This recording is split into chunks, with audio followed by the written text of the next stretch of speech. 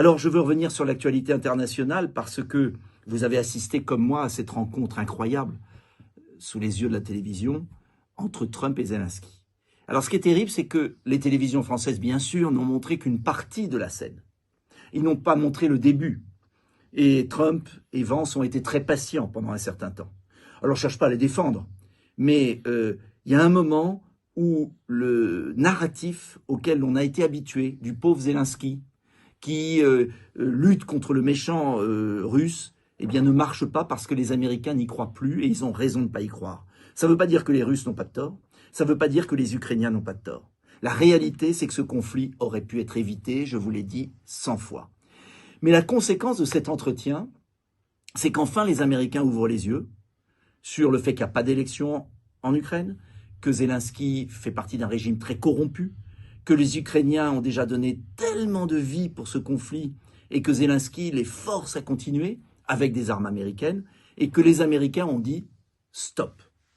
Maintenant, ce qui est terrible, c'est que les Européens, comme des canards sans tête, continuent à courir et à répéter les mêmes âneries sans donner de perspective intelligente de paix. Et pire que ça, Emmanuel Macron maintenant a sorti du chapeau au Portugal une déclaration folle disant qu'il voulait ouvrir, je cite, des discussions sur le partage de notre dissuasion nucléaire. Je suis pour ouvrir le débat qui doit donc inclure la défense antimissile, les tirs d'armes de longue portée, l'arme nucléaire pour ceux qui l'ont ou qui disposent sur leur sol de l'arme nucléaire américaine. Depuis le Brexit, seule la France dispose de l'arme atomique dans l'Union européenne. Les autres armes nucléaires sont américaines. Mais pour Emmanuel Macron, l'Europe doit être capable de se débrouiller seule. Il plaidait déjà en ce sens à la Sorbonne quelques jours plus tôt. La dissuasion nucléaire est en effet au cœur de la stratégie de défense française. Elle est donc par essence un élément incontournable de la défense du continent européen. Je veux revenir dessus parce que c'est quoi la dissuasion nucléaire? C'est ce qui a été mis en œuvre par le général de Gaulle, qui était la dissuasion du faible au fort, plutôt que de se lancer dans une armée gigantesque. Il y a eu l'idée géniale de dire si on a l'arme nucléaire, eh bien, si un adversaire met un pied sur le territoire français ou menace nos intérêts vitaux, nous appuyons sur le bouton et il est vitrifié. La dissuasion nucléaire ne vaut que si elle est nationale. On ne prend pas le risque d'envoyer une bombe nucléaire qui va tuer 50 millions de personnes et en retour peut-être d'en avoir une sur la tête, si ce n'est pas pour défendre notre intérêt vital. Et le principe même de la dissuasion nucléaire, c'est que c'est une armée, une menace qu'on ne doit pas utiliser. La seule menace suffit à dissuader l'adversaire. Et c'est en quoi c'est génial, et c'est pourquoi d'ailleurs tous les pays la veulent. Regardez l'Iran, pourquoi Israël a la bombe atomique, pourquoi les grandes nations veulent la bombe nucléaire. C'est parce que c'est l'assurance vie. Eh bien Macron, là au retour de voyage au Portugal, veut brader ça à nos voisins européens. C'est impossible et fou, pourquoi? Parce que cela voudrait dire que la décision d'appuyer sur le feu nucléaire n'est plus prise par la France, par le président de la République élu au suffrage universel, mais par Madame von der Leyen et un consortium de dirigeants européens. Vous imaginez la folie? On nous priverait de notre bombe nucléaire, qui est notre assurance vie. Et puis en plus, ce serait même pas dissuasif pour l'adversaire, parce que les adversaires sauront très bien qu'à 27, il n'y aura jamais de décision de prise. Donc c'est du grand n'importe quoi.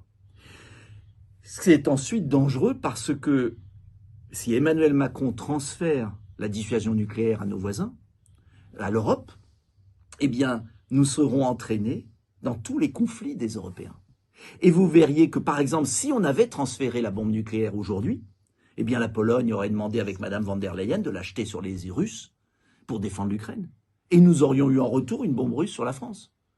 Cela veut dire que la bombe nucléaire, c'est quelque chose de trop sérieux, de trop grave, de trop important pour être partagé. Il y a un principe de responsabilité. Enfin, dernier point, les Français ont dépensé des dizaines de milliards d'euros pour construire cette dissuasion nucléaire. Et il est hors de question que nous payions gratuitement la bombe nucléaire que les Américains ne voudraient plus offrir aux Allemands et aux autres. Que les Allemands et les autres assument leurs choix et dépensent leur argent pour assumer leur défense. Enfin, dernier point, ce n'est pas Emmanuel Macron, un président en sursis, qui doit comme ça engager la France dans cette folie de partage. Je vous demande de vous mobiliser. Il faut absolument éviter ce drame. Cela veut dire plusieurs choses. Cela veut dire que je demande le lancement de la destitution contre Emmanuel Macron car il met en danger la souveraineté du pays. Je demande aux ministres républicains qui sont dans le gouvernement Bayrou de tirer les conséquences de cette nouvelle folie d'Emmanuel Macron. Je demande à toutes les oppositions d'être très claires.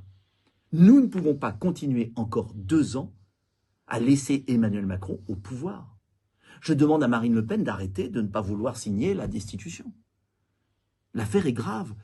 Si nous le laissons encore au pouvoir 2 ans, il va prendre des décisions qui vont ruiner la souveraineté de la France.